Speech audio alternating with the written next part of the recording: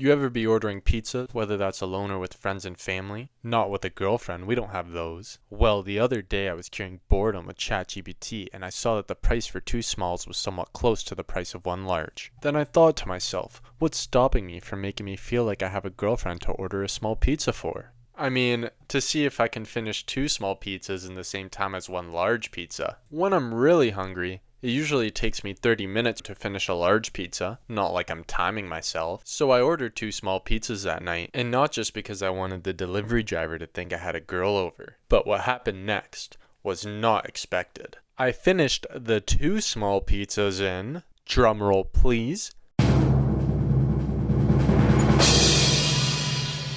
55 minutes. I could not comprehend why I was struggling so much to finish a smaller pizza. Wait, did math lie to me? This is where the rabbit hole began.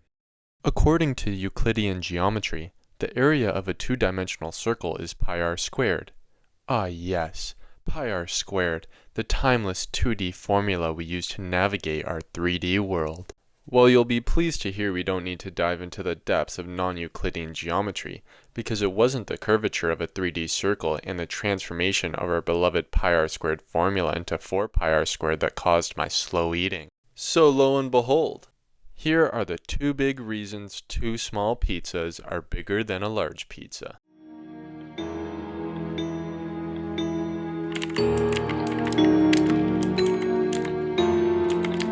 In my opinion, it is commonplace that the small pizza is 10 inches and the large pizza is 14 inches. And well, since it's my video, we're going to be going by my measurements. I've actually never seen a pizza 18 inches in diameter. I guess it's being reserved for my midlife crisis.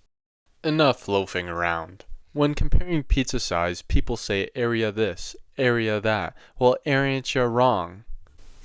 Well, you're right. I just want to introduce you guys to area's cousin, perimeter. Would you think I was going to say circumference? What? Bro, what are you talking about, man? If we have our small 10-inch pizza, we can find its circumference with the mathematical formula 2 pi r, giving us a length of 10 pi or 31.42 inches. Multiplying this by 2 for our 2 small pizzas gives us 20 pi or 62.84 inches. Now, let's calculate the circumference of our measly small 14-inch large pizza. As you can see, we get 14 pi or 43.98 inches. Now hold on, what is this? Well, this actually isn't a big deal at all. This just means that if you were to take a pizza slicer and cut the circumference of the pizza at the point where the crust meets the yummy stuff, you would find that the 2 small pizzas give you nearly 20 inches more crust in length.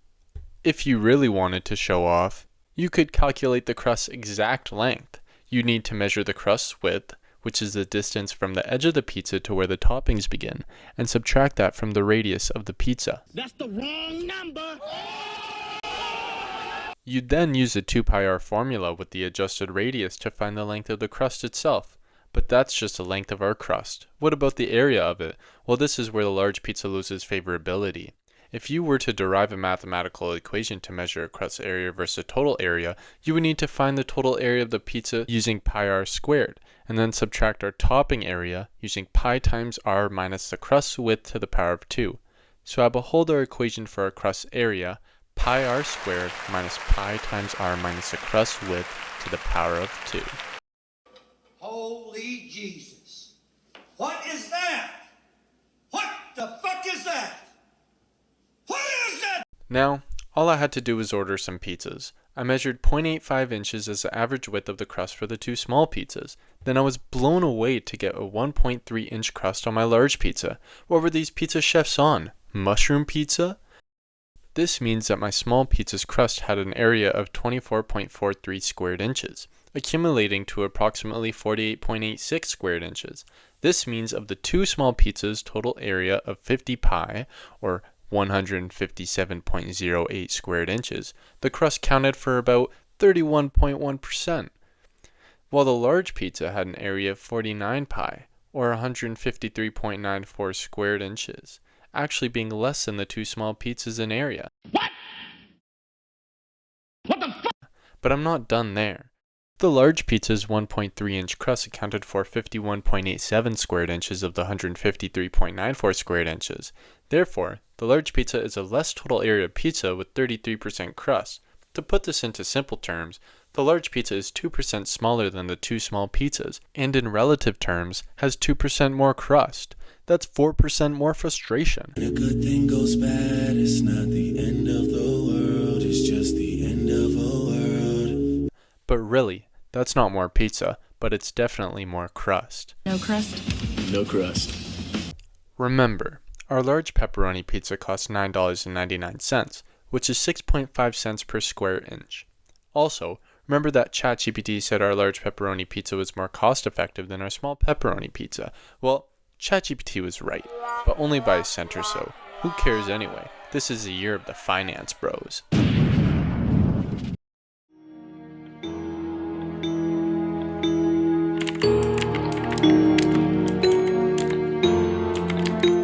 Alright, let's talk about the party effect. Because, believe it or not, it's not just about how much pizza you have, it's about the experience of pizza itself. The party effect suggests that when you have more smaller boxes, you end up feeling fuller than when you have one bigger box. Here's why. First, think about this. When you're at a party, or even just sharing pizza with friends, you get more of that social, interactive experience. You open multiple boxes, maybe each pizza comes with different toppings, and you start choosing slices based on what looks good. Nice. This action triggers satisfaction in a way that the singularly huge pizza doesn't. Why does this matter? Well, psychologically speaking, variety and choice contribute to a greater feeling of satisfaction. If there's only one large pizza, the excitement of picking different slices is gone. It's one big pizza, and you just keep eating from the same pile, which makes you less likely to stop. But with two small pizzas, each box feels like a different event, more to pick from, more variety, more reasons to feel like you're actually getting more. Now, let's get into the math of it all. We discovered that our two small pizzas are slightly larger than one large pizza in total area, but the way we eat two small pizzas and one large pizza differs. With two small pizzas, you're more likely to feel full sooner because you're engaged with both the pizza and the process of eating it.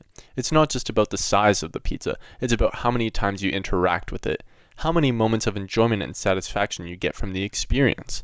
The large pizza, on the other hand, gives you fewer moments. It's just one big slice fest, and you might not feel as mentally or physically satisfied.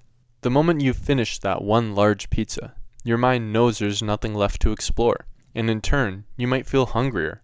It's just one big pile, and once you've conquered it, there is nothing left but the empty box. Two small pizzas, more variety, more satisfaction. One large pizza, it's just a big pizza. It's simple psychology. The more interaction, the more enjoyment. And that's why two small pizzas will always make you feel fuller than one large pizza. Large pizzas can be more cost effective. A universal way to determine this for two 10-inch small pizzas and one 14-inch large pizza is, if the cost for one large pizza is 98% or more of the cost of two small pizzas, it is a better deal to get the two small pizzas. If you're somewhat normal and don't like crust, you can consider the amount of actual pizza versus crust and realize that it becomes a better deal to get two small pizzas when the large pizza is 94.3% or more of the cost of the two small pizzas. This means that if you have two small pizzas that are $16, it is not a better deal than a large pizza that is $15.08, but it is a better deal than a large pizza that is $15.09. Now, I hope I didn't ruin pizza for you. I know I certainly didn't for me. I'm eating it right now. But I do hope that you forgive yourself for all the large pizzas you ordered when you were hungry thinking they would last. And I hope you use this knowledge to get the right pizzas from now on. If you enjoy videos like this, please like and subscribe and leave a comment for what you'd like to see next.